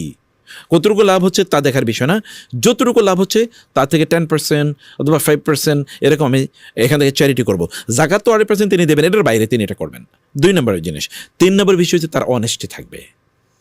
যদি অনেস্টি তার না থাকে তাইলে এই ব্যবসায়ী কোথায় থাকবে? ওই যে ফেরাউন মানে নমরুদ অথবা হামান কারুনের সাথে তার থাকবে। কারণ যেই ব্যবসায়ী ডিসঅনেস্টি করেছে, সে কয়জনের সাথে ডিসঅনেস্টি করেছে? একজনের সাথে? জাতির সাথে, পুরো জাতির সাথে। এবং মানুষের যদি কোনো হক কেউ যদি মারে, যেমন কোনো একটা পণ্যের দাম হলো 1 টাকা, কিন্তু তিনি নিচ্ছেন তিনি 10 টাকা, তাহলে ওভার প্রাইসিং তিনি করেছেন, এর মাধ্যমে তিনি অন্যের হক তিনি মেরে খেয়েছেন, জুলুম করেছেন। এই জুলুমের কিয়ামতের দিন কি এটা দিতে হবে না, প্রতিদান দিতে হবে না? প্রতিদান দিবেন কি দিয়ে কিয়ামতের দিন? ওই যে একটু ভালো ইবাদত করেছে ওগুলো কিন্তু সওয়াব যা করেছে এগুলো তাকে দিয়ে দিতে হবে। সে কারণে আমরা বলবো যে রোজায় এসে যারা ব্যবসায়ী তারা যেন অনেস্টের সাথে ব্যবসা করেন। রাসূল বলেছেন কুল্লু মুহতাকিরিন খাতিউন, কেউ যদি রমাদানের কারণে রমাদানকে অনেক ব্যবসা করার জন্য পণ্য গুদামজাত করে রাখে, রমাদানে তারপরে দাম বাড়াবে, এরা তো আল্লাহর দৃষ্টিতে ভয়াবহ অপরাধী। এই লোক আবার জান্নাতে যায় কিভাবে? এ তো উম্মার সাথে গাদ্দারি করেছে। উম্মার সাথে যে গাদ্দারি করে সে এবার জান্নাতে যায় কিভাবে? আমি জানি না, আল্লাহ সুবহানাহু ওয়া তাআলা যদি দেন তো সেটা আল্লাহ তাআলার সিদ্ধান্ত, তিনি তার দয়ায় তিনি যাকে ইচ্ছা তাকে দিতে পারেন। ইউদখিলু মান ইয়াশাউ ফি রাহমাতি ওয়াজ-যালিমিনা আ'আদ্দা লাহুম আযাবান আলীমা। আল্লাহ বলেছেন যে তিনি যাকে চান তাকে তিনি জান্নাতে প্রবেশ করবেন, কিন্তু জালেমদেরকে তিনি ভয়ঙ্কর শাস্তি কিন্তু ব্যবস্থা করে রেখেছেন। অতএব মানুষের উপর জুলুম করা, ওভার প্রাইসিং করা, জিনিস পণ্যগুলো মানে করে রাখা। রমাদান এটা হচ্ছে অনুগ্রহের মাস, কিন্তু মানুষ জুলুম করতেছে, জুলুম করছে। আর জুলুম সবচেয়ে বেশি করে এই ব্যবসায়ীরা। আপনি মানে ধরেন ঈদ করবে, আনন্দ করবে মানুষ, তাই না? তো ঈদের পোশাক যেটার দাম 1,000 টাকা, এটা কিভাবে 10,000 টাকা নেয়? 10,000 টাকা নেয় তার জন্য জায়েজ আছে? কোনোভাবেই জায়েজ নাই। তো সে হারাম ব্যবসা করছে। সে বলে আমি তো চাইয়ে নিছি। ভাই আপনি চাইয়ে নিছেন, আপনি যার কাছ থেকে নিয়েছেন তাকে যদি আপনি বলতেন যে এর দাম 1,000 টাকা মূলত, সে কি আপনাকে 10,000 টাকা দিত? জীবনও দিত না। অথবা আপনি নিজে যদি হতেন তাহলে কি আপনি 10,000 টাকা দিয়ে কিনতেন? তাহলে তো আপনি ধোঁকাবাজি করেছেন। এবং সেই দিন মাথায় টুপি দিয়ে আপনি রোজা রেখে আপনি বলেন যে না ভাই এত আমি দিতে পারবো না, তার চেয়ে বেশি কেন আছে, এটা মিথ্যা কথা হয় না? আর মিথ্যা কথা বলার কারণে কি হয়? মানে ওয়ালা ইয়াজালুন নাসু, মানে রাসূল বলেছেন ইয়াকযিবু ওয়া ইয়াতাহাররাল কাযিবা হাত্তা ইউকতাবা ইনদাল্লাহি কাযযাবান। এক ব্যক্তি মিথ্যা বলতেই থাকে, মিথ্যা বলার জন্য আরো ছল চাতুরি খুঁজতে থাকে, এবং এর মাধ্যমে ওই ব্যক্তি আল্লাহর কাছে একজন মিথ্যাবাদী হিসেবে কি লিখিত হয়ে যায়। আর মিথ্যাবাদী কি আল্লাহু ইয়াশহাদু ইন্নাল মুনাফিকিনা লাকাযিবুন, মিথ্যাবাদী তো মুনাফিক।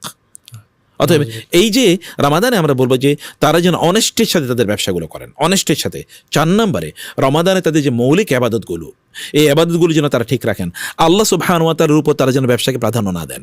হাল আদুল্লুকুম আলা তিজারাতিন তুনজিকুম মিন আযাবিন আলিম, তাই না?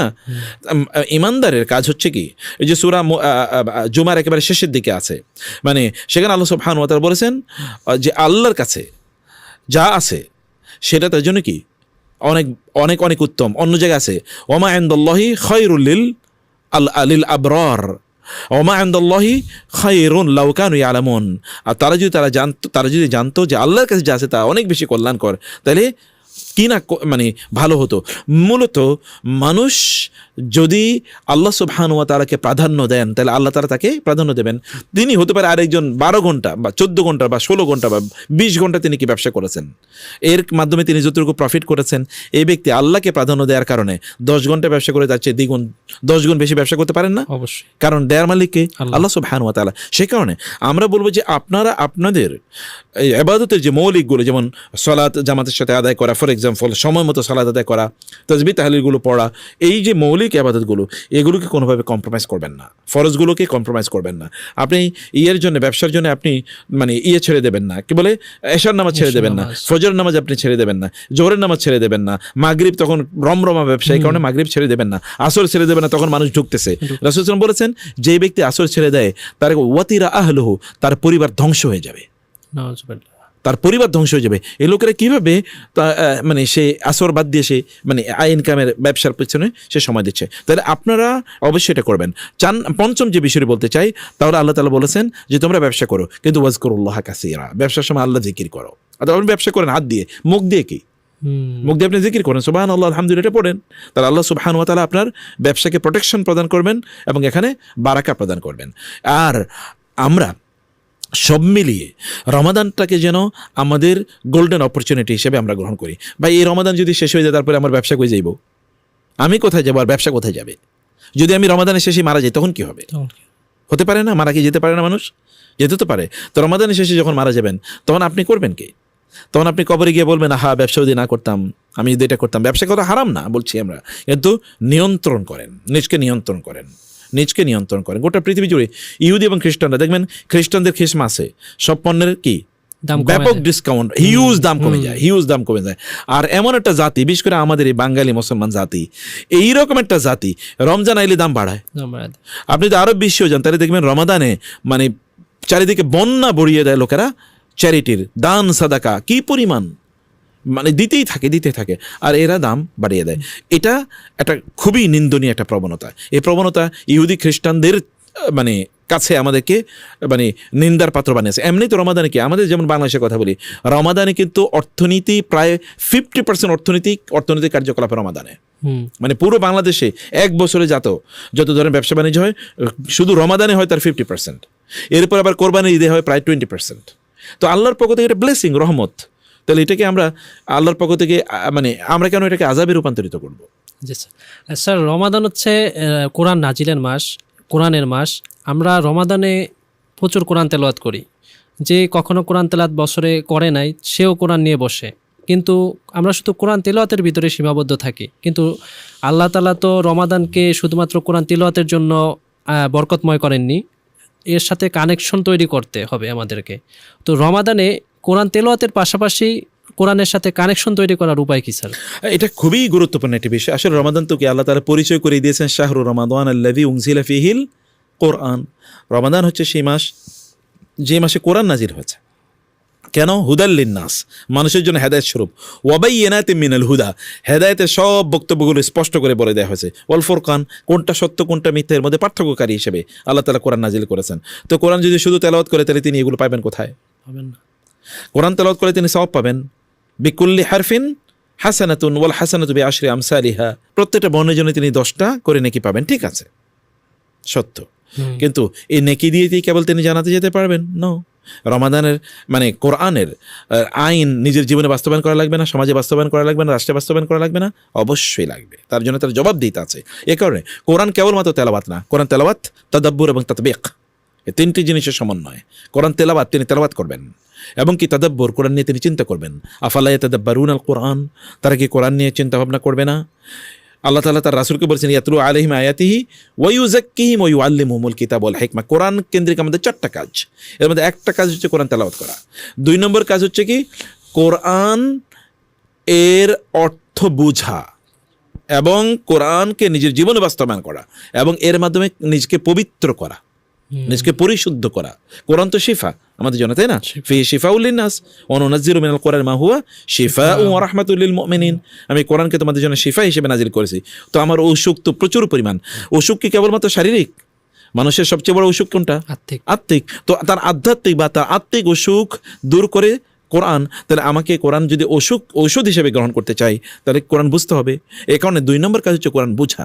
আমরা বলবো যে রমাদানে আপনারা কোরআন পড়ুন, পুরো কোরআনে খতম দিতে হবে রমাদানে, নট নেসেসারি, তো ফরজ কিছু না, কিন্তু আমরা ফরজের কাছাকাছি নিয়ে যাচ্ছি, তাই না? কিন্তু এটারই ফরজ বানিয়ে নিয়েছে। আমি অনেক লোকের জানি 3 দিনে অথবা কেউ দেখেছি 7 দিনে, প্রথম 7 দিনে, বাংলাদেশে এরকম অনেক জায়গা আছে, প্রথম 7 দিনে তারাবিতে কোরআন খতম, এরপরে নামাজও পড়ে না, রোজাই রাখে, শুধু নামাজ টামাজ কিচ্ছু পড়ে না। তারাবি সুটা তারাবি একটা নাম দিছে আর কি, এরকম তারাবি পড়ে এরপরে সে অন্য জিনিস নিয়ে ব্যস্ত থাকে। সে মনে করছে তারাবি অথবা কোরআন খতম দিয়ে বুঝি তার মূল লক্ষ্য উদ্দেশ্য। সাহাবাই কেরাম এর অনেকেই ছিল যারা কোরআন হাফেজ ছিল না। আচ্ছা, অনেক সাহাবি তারা কি প্রথম যুগে মারা যায় না? যেমন বদর যুদ্ধে যারা মারা গেছে, এরা সাহাবীদের মধ্যে তাদের মর্যাদা কেমন? সর্বশ্রেষ্ঠ। তখন কি কোরআন পুরো নাজিল হয়েছে? না। তাইলে তারা তো পুরো কোরআন পড়ার সুযোগই পায় নাই, কারণ পুরো কোরআন তো তখন নাজিল হয় নাই, অথচ তারা সর্বশ্রেষ্ঠ হতে পারে না? পারে। খতম দেওয়াই মূল উদ্দেশ্য না, বোঝা হচ্ছে আমাদের মূল উদ্দেশ্য। অতএব আমরা যেন রমাদানে কোরআন বোঝার চেষ্টা করি। আমি আপনাদেরকে কয়েকটা বিষয় বলবো, এর মধ্যে একটা হলো যে কোরআন একটা অনুবাদ পড়ুন, কমপক্ষে অনুবাদ পড়ুন, এবং অনুবাদ পড়ে অনুবাদের সামনে দাঁড়ান, বলেন এই আয়াত কি বলছে, এই আয়াত থেকে আমি কি শিক্ষা নিচ্ছি, এই আয়াতের সাথে আমার জীবনের অমিল আছে কোথায়, এই আয়াতের একটা শিক্ষা কমপক্ষে আমি আমার জীবনে বাস্তবায়ন করব। একটা শিক্ষা, যেমন আয়াত বলছে সবরের কথা, ঠিক আছে এখন থেকে ধৈর্য ধরবো। আয়াত বলছে শুকরের কথা, ঠিক আছে শুকর। আয়াত বলছে সলাতের কথা, ঠিক আছে সলাত ছাড়বো না। আয়াত বলছে কি তাকওয়ার কথা, ঠিক আছে এখন থেকে তাকওয়া অবলম্বন। একটা কাজ কমপক্ষে করি, এই আয়াত যা বলছে। তাহলে কি করতে হবে? আগে বুঝতে হবে, একটা করে আয়াতে বুঝি, 2টা করে 5টা করি, ঠিক আছে 5টা আয়াতে আমি আজকে বুঝবো, আগামীকাল 5টা, এরপর দিন 5টা, এরপর দিন 5টা, বছর মাস শেষে কি 350 আয়াত। সুবহানাল্লাহ, এটা বিশাল। কারণ কোরআনের একই বক্তব্য কি বারবার এসছে না? তাওহীদের কথাই বারবার এসছে, রিসালাতের কথা বারবার এসছে, জান্নাতের কথা বারবার, জাহান্নামের কথা বারবার, জালিমদের কথা বারবার, নবীদের কথা, এক নবীদের কথা শতবার এসছে, তাই না? একই কথা বারবার, সলাতের কথা বারবার, যাকাতের কথা বারবার, এই যে মানে সত্যবাদের কথা বারবার, জুলুম যেন না করি, শিরক যেন না করি, কুফরি যেন না করি, বেদাত যেন না করি, একই কথা বারবার এসছে। ফলে 350 আয়াত যদি মানুষ বুঝে তাহলে প্রায় পুরো কোরআন সে বুঝে যায়। সে কারণে আমরা বলবো যে এতটুকু কমপক্ষে বোঝার চেষ্টা করুন। 3 নাম্বার, তাহলে যে ধরেন যে আমি ওই যে যেটা বললাম মধ্যখানে, যে ঠিক আছে আমি একটা শিক্ষা বাস্তবায়ন করব, কোরআন এই শিক্ষাটা আমি পাইছি, এই শিক্ষাটা আজকে বাস্তবায়ন করবো, আগামীকালই শিক্ষা। এরপরে 30 দিনে যদি 30টা শিক্ষা নেই, তারপরে আর শিক্ষা খুঁজে পাওয়া যাবে না খুব বেশি, তাই না? মানে মূল জিনিসগুলো তো চলে আসবে যদি আমরা যেগুলো বললাম, মূল জিনিসগুলো চলে আসে। তাইলে আমরা আচ্ছা ঠিক আছে 30 দিনে 30টা পারবো না, অন্তত আপনি 10টা করেন, 15টা করেন, আচ্ছা না পারেন একটা করেন। যে যেমন আমি শুকর ছাড়বো না, সবসময় আল্লাহর কৃতজ্ঞতা আদায় করবো, সে তো আল্লাহর ওলি হয়ে যাবে কেউ যেটা করে। কোরআন যে কোনো একটা জিনিস যদি ধরে তাহলে সে হেদায়েত পেয়ে যাবে ইনশাআল্লাহ। সে কারণে আমরা বলবো যে এই বাস্তবায়নের আমাদের মানে হওয়া দরকার, এই দিকে যেন আমরা থাকি। এবং চতুর্থত যেটা আমরা বলবো যে এটাকে বড় ভলিউমে না নিয়ে ছোট ছোট, ঠিক আছে আপনি কোরআন খতম করবেন বটে, ছোট করে করুন। আপনি প্রতিদিন মানে ধরুন প্রত্যেক 5 ওয়াক্ত নামাজের পরে এবং আগে, প্রথম আগে 5 ওয়াক্ত নামাজের আগে প্রতিদিন 2 পৃষ্ঠা, 5 ওয়াক্ত নামাজের পরে কি 2 পৃষ্ঠা, তাহলে প্রত্যেক নামাজে কয় পৃষ্ঠা করে হলো? 4 পৃষ্ঠা। আর 5 নামাজে কয় পৃষ্ঠা হয়ে গেল? 20 পৃষ্ঠা। 20 পৃষ্ঠা মানে এক পারা হয়ে গেছে, কোনো টেনশন নেই, এমনি হয়ে গেল। অথবা তিনি যদি বলেন ফজরের পরে ঘুমাবো না, এটা এক্সাম্পল বলছি, যেহেতু রমাদানে ফজরের নামাজগুলো আমাদের এই সমাজে একটু কি আগেই হয়, সময় মতো হয়, তাহলে এরপরে সূর্য ওঠা পর্যন্ত কি একটু সময় আছে, বলে যে ফজর থেকে সূর্য ওঠা পর্যন্ত আমি আর ঘুমাবো না, এতটুকু পর্যন্ত আমি তেলাওয়াত করবো। সূর্য ওঠার পর ইশরাকের নামাজ পড়ে তারপরে কি ঘুমাবো, যদি কেউ ঘুমাতে চায়, অথবা আমি অফিসে বা চাকরি বাকরি ব্যবসা বাণিজ্যে যাবো, তাইলে এর মধ্যে তার কোরআন এমনিই খতম হয়ে যায়। সুবহানাল্লাহ। সে কারণে আমরা বলি আল্লাহ তাআলা তো সহজ করে দিয়েছেন, আমরা কঠিন বানালেই কঠিন হয়ে যায়। আর দিন ইউসরুন ওয়ালা ইউশাদ্দিন ওয়াহাদুন ইল্লা গালাবাহু, দিন হচ্ছে খুবই সহজ। কেউ যদি জটিল বানাতে চায় তাহলে ওই দিনের কাছে গিয়ে সে পরাজিত হবে, সে কোনোদিন সফল হবে না। স্যার আমরা অনুষ্ঠানের একদম শেষ পর্যায়ে চলে এসেছি। শেষ করার আগে একটি বিষয় জানতে চাচ্ছি স্যার, আমরা জানি যে তারবিয়া এডুকেশন নেটওয়ার্ক সারা দেশব্যাপী এবং বিশ্বব্যাপী ইসলামিক এডুকেশন নিয়ে কাজ করছে। এখানে শিশু থেকে শুরু করে কিশোর, বৃদ্ধ, যুবক সকলেই জন্যই বিভিন্ন প্রোগ্রাম আছে। সারা বছরব্যাপী বিভিন্ন প্রোগ্রামে মানুষ পড়াশোনা করছে, ইলমে দিন শিক্ষা করছে। তো রমাদান উপলক্ষে এরকম কোনো স্পেশাল প্রোগ্রাম তারবিয়াতে আছে কিনা? আলহামদুলিল্লাহ, তারবিয়া তো dedicated to teach Quran and the seerah of the prophet সাল্লাল্লাহু আলাইহি ওয়াসাল্লাম। তারবিয়ার কিছু স্পেশালাইজড প্রোগ্রাম আছে আল্লাহর রহমতে, আমাদের যেমন হিফজ।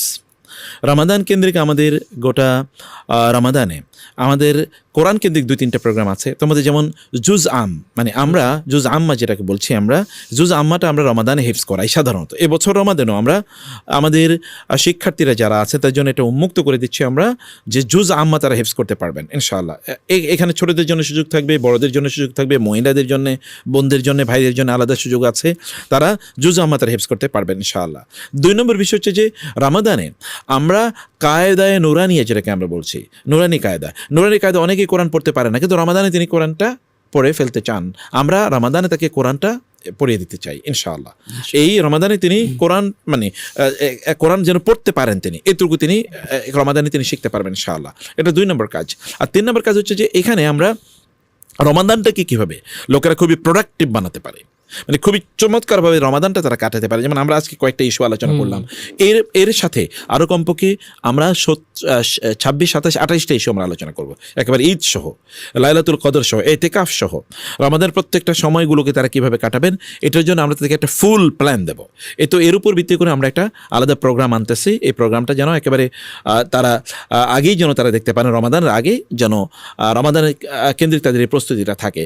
রমাদানের সময়ে আমরা আরেকটা জিনিস চালাবো ইনশাআল্লাহ, আমাদের অফার করছি। আমাদের যারা শ্রোতা আছেন বা দর্শক যারা আছেন বা আমাদের যারা তারবিয়ার সাথে আছেন দীর্ঘদিন পর্যন্ত বা অনেকে তারবিয়ার সাথে থাকারও তারা ইচ্ছা করছেন, এই রমাদানে তাদের জন্য একটা স্পেশাল অফার আছে আমাদের। সেটা হচ্ছে যে পারিবারিক ব্যবস্থা, মানে যেটা ফ্যামিলি ম্যানেজমেন্ট আমরা বলছি। ফ্যামিলি ম্যানেজমেন্টে কি আছে, যেমন স্বামী স্ত্রীর রিলেশন, সন্তানদেরকে কীভাবে লালন পালন করব। আজকেও যেমন আমাদেরকে আমেরিকা থেকে একজন বোন তিনি ফোন করে বলেছেন তার বাচ্চার বয়স হচ্ছে 8 মাস। তিনি আমাদের বিভিন্ন প্রোগ্রাম কথাবার্তা শুনে তার সন্তানকে তিনি চিন্তা করেছেন তাকে তিনি দিনের একজন দায়ী বানাবেন। এখন কীভাবে তিনি দায়ী বানাবেন, তার বিয়ায় তার জন্যে কবে কোর্স অফার করবে, এই বাচ্চারা মাত্র 8 মাস বয়স। স্যার যখন অফার হবে এদের কত বছর থেকে আপনারা নেন, তো এই যে বাচ্চাদের জন্যে উপযুক্ত করে আমাদের কিছু প্রোগ্রাম আছে, মানে কিভাবে বাচ্চাদেরকে আমরা মেনটেন করব, ফ্যামিলি মানে মেনটেনেন্স বা ফ্যামিলি ম্যানেজমেন্টের কথা বলছে, সেখানে প্যারেন্টিংয়ের ইস্যু থাকবে, সেখানে ধরুন আমরা মানে time management, family time management, অথবা ধরুন যদি আমরা বলি যে সেখানে অন্যান্য আত্মীয়স্বজনের সাথে সম্পর্ক কীভাবে রাখবে, সেখানে নারীরা তাদের দিনে আবাদতগুলো কীভাবে মেনটেন করবেন, ইত্যাদি অনেক ইস্যু নিয়ে আমরা সেখানে একটা ফুল সলিউশন দেব, যে এখানে তারা জানতে পারবে যে মানে কীভাবে তাদের পারিবারিক ব্যবস্থাপনা তারা করবেন। এটা 3 নম্বর আমাদের। এছাড়া তো আমাদের রেগুলার কিছু ক্লাস আছেই, সেগুলো আমাদের থাকবে ইনশাআল্লাহ। আমরা আরও কিছু প্রোগ্রাম আশা করছি যে রমাদান কেন্দ্রিক মানুষকে যেন কোরআনের সাথে আমরা তাদেরকে আরও বেশি কানেক্টেড করে দিতে পারি, এই কাজগুলো আমরা করবো ইনশাআল্লাহ রমাদানে। আলহামদুলিল্লাহ স্যার, অনেক প্রোগ্রামের কথা আপনি বললেন যেগুলো আমাদের জন্য খুবই গুরুত্বপূর্ণ। আল্লাহ তাআলা তার বিয়ার এই সকল আয়োজনকে কবুল করুন, আল্লাহুম্মা আমিন। দীর্ঘমেয়াদী করুন। স্যার আল্লাহুম্মা আমিন। আপনাকেও আল্লাহ তাআলা নেক হায়াত দান করুক। আল্লাহ তাআলা আমাদের যে টিম আছে এই টিমকে আল্লাহ সুবহানাহু ওয়া তাআলা কবুল করে নিন। সবাইকে বলবো আল্লাহ তাআলা আমাদের তারবিয়ার একটা টিম আছে, টিমকে যেন আল্লাহ তাআলা কবুল করে নিন, বারাকাপূর্ণ করেন, অনেক প্রোডাক্টিভ করেন। কারণ একটা টিম যদি প্রোডাক্টিভ হয় তাহলে এটা দিয়ে একটা বিপ্লব করা সম্ভব। আল্লাহ তাআলা সাহাবায়ে কেরামের মতো এরকম প্রোডাক্টিভিটি যেন আমাদের মধ্যেও দান করেন, এবং আল্লাহ তাআলা আমাদের সেই ইখলাস, সিনসিয়ারিটি, যোগ্যতা, এগুলো যেন আল্লাহ তাআলা বাড়িয়ে দেন। আমিন আমিন। স্যার পরিশেষে আপনাকে আবারও কৃতজ্ঞতা প্রকাশ করছি আমাদের এই প্রোগ্রামে আপনার মূল্যবান সময় দেওয়ার জন্য। বারাকাল্লাহ ফিক। আল্লাহ তাআলা আপনার এই আয়োজনটাকে কবুল করে নিন, এবং আজকের এই আলোচনাগুলোকে আল্লাহ তাআলা কবুল করে নিন। আমরা যেন আমিন। নিজেরা যেন আগে এটার আমল করতে পারি, আমিন। এবং পরে যেন আমাদের দর্শক শ্রোতারা তারা যেন আমল করতে পারে। আল্লাহ তাআলা সবাইকে সেই তৌফিক দান করুন। আমিন। আমিন। তারবিয়া টক্সের আজকের এই প্রোগ্রামটি এখানেই শেষ করছি। আপনাদের সাথে আবারও দেখা হবে আগামী কোনো প্রোগ্রামে। ততক্ষণ পর্যন্ত আল্লাহ তাআলা আপনাদেরকে সকলকে ভালো রাখুন। ওয়াসসালামু আলাইকুম ওয়া রাহমাতুল্লাহি ওয়া বারাকাতুহু। সালাফি.9 রাসূলের কথা বলে।